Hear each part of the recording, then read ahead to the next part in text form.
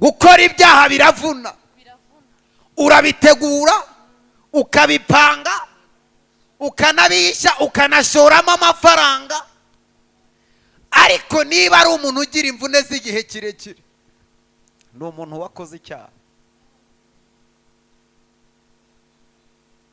mpamvu mubona abantu benshi bapfa bakenyutse ni ukubera ibyaha. Bwana asifiwe. icyaha kiravuna, icyaha kirababaza, icyaha kirasuzuguza, icyaha kikwambura ijambo, icyaha gituma umugore atakaza ubugore bwe, icyaha gituma umugabo asuzugurwa ari umugabo. bwira uwo muntu muri kumwe ngo hunga icyaha ni kibi. hunga icyaha. icyaha ni kibi, icyaha kirakwandagaza.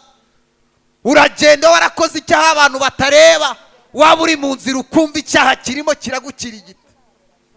Imana ibarinde icyaha. niyo mpamvu mbere yuko ninjira mu wundi mwanya tugiye gufata umwanya twitekerezeho.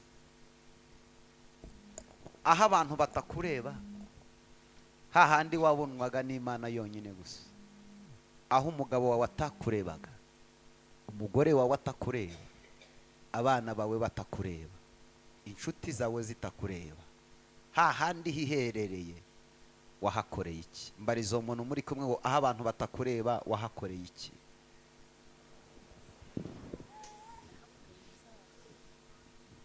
hombeka amaso yawe, bwira Imana ibyaha wakoze, bwira Imana intege nkeya zawe. uyu munsi yewe waza ukambwira ngo warasambanye, warikinishije, waribye, wateye gatarina, ntacyo nagufasha. uyu munsi aho umugore wawe atakureba wahakoreye iki? aho ntiwahakoreye icyaha ukamuca inyuma. aho umugabo wawe atakureba ntiwamuciye inyuma. mama, mushiki wanjye, aho abantu batakureba si wahasambaniye ugakuramo inda rimwe kabiri gatatu. aho ngaho abantu batakureba wahakoreye iki? aho abantu batakureba, Imana yonyine ariyo ikureba, wahakoreye iki? cya cyumba wari wihereyemo wahakoreye iki? muri ofise yawe wahakoreye iki abantu batakureba?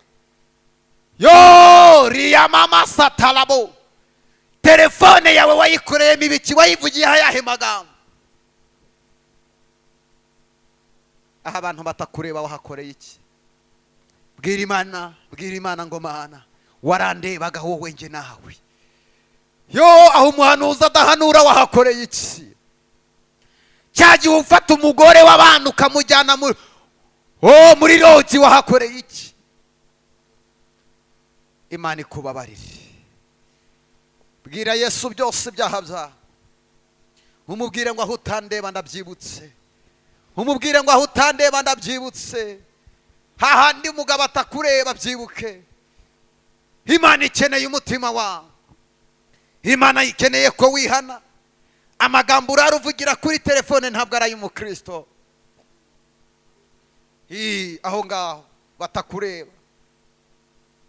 igihe nataye nkorera Satani, Imana cyarambabaje.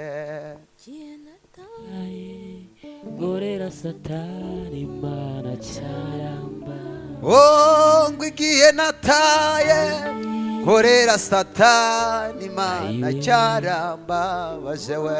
igihe nataye, icuza igihe wataye ukorera Satani, cyarambabaje. igihe wataye ukorera Satani cyababaje Imana. igihe watakaje ujya mu bapfumu cyababaje Imana. igihe watakaje cyababaje Imana. zani ibyaha byawe ni kumwami avuga. zani ibyaha byawe niko Yesu avuga. zanwa ibyaha byawe ni kumwami avuze. zani ibyaha byawe nk'amavuta zana ubusambanyi bwawe niko Yesu avuga. zana ibyaha byawe ni kumwamavuga zana urwangano rwawe niko Umwami avuga. zana ibyaha byawe niko Yesu avuga uyu mwanya. zana guca imanza kwawe niko Yesu avuga. zana ibyaha byawe ni kumwamavuga. komeza winginga Imana. riya mama setelebo. ndaje manu mbabarire. ndaje manu mbabarire. ndaje manu ndaje mbabarire manu mbabarire. ndaje manu mbabarire guca imanza mbabarire. ndaje manu mbabarire gukuramo indu mbabarire. ndaje manu mbabarire kujya mu bapfumu mbabarire. ndaje manu mbabarire nakoze ibyaho mbabarire. ndaje manu mbabarire. Yesu arimo arakumva. mubwire intege nkeya zawe, mubwire ibyaha wakoze. Yesu aragukunda. wabaswe no kujya mu kabari ukanywa inzoga ukiyongeza izindi. Yesu aravuze ngo uyu mwanya mubwize ukuri. umugore wawe wamubesha uzi ngo urimo uramubwiza ukuri, ariko Yesu aravuze ngo mubwize ukuri. aho abantu batakureba ubonwa n'Imana yonyine, Imana iravuze ngo yibwize ukuri. icyatuzanye ni ukugira ngo dukize ubuzima bwacu, dukize ubugingo bwacu. Yesu arakubabarira. Yesu ateze ibiganza, arimo ararira ku bwawe.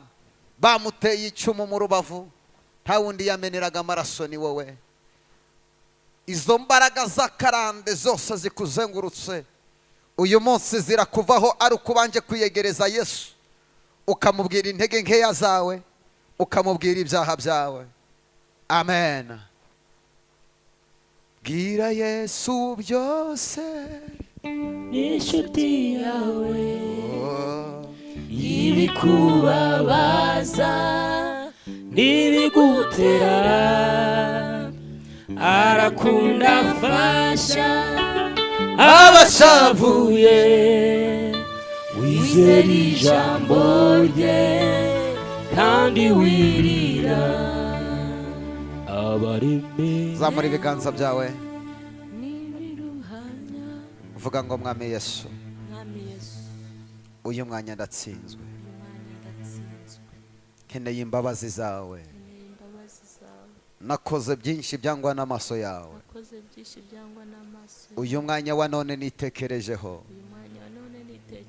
sanze narakubabaje, natatiriye igihango cy'amaraso dufitanye. nakoze byinshi warandebaga. uyu mwanya wa none ndatsinzwe, mbabarira buri cyaha cyose nakoze kuva mu bwana bwanjye kugeza uyu munsi wa none. nitandukanyije n'imbaraga zose za karande zakurikiranaga ubuzima bwanjye. wacyahawe wambase, uhereye uyu munsi ndagusezereye mu buzima bwanjye. menya agaciro k'umukunzi wankunze, wameneye amaraso agatanga ikiguzi cyinshi kugira ngo ngewe mbeho. menya amakuru neza ko impamvu ngisigaye nkaba ntarapfa ari ukugira ngo nkize ubugingo bwanjye. umva rero Satani, tuvugane. guhera uyu munsi va mu buzima bwanjye. ndagusezereye buri cyaha cyari cyarambase. fashe icyemezo cyo gukizwa burundu, ngakorera Imana. inzira zanjye zose Satani yarahagazemo, uratsinzwe Satani. va mu bana banjye, va mu rugo rwanjye, ngweguriye Yesu. Mwami Yesu, inzira zanjye zose ndaziguhaye, ujye ubanza imbere yanjye, ujye ugendana nanjye, umbanziriza imbere. Kuva uyu munsi mfata, kuko njye naragufashe ndarekura, nacitse intege ndarekura, nahuye n'ibingusha ndarekura. Uyu munsi nguhaye ibiganza byanjye, ndakwiyeguriye mwami wanjye, ushimwe kumbohoye. Umva tuganire Yesu. Hari ingeso mfite yari yarananiye, uyu mwanya nshoboza mbashe kuyisohokamo, kuko njye naragerageje biranga.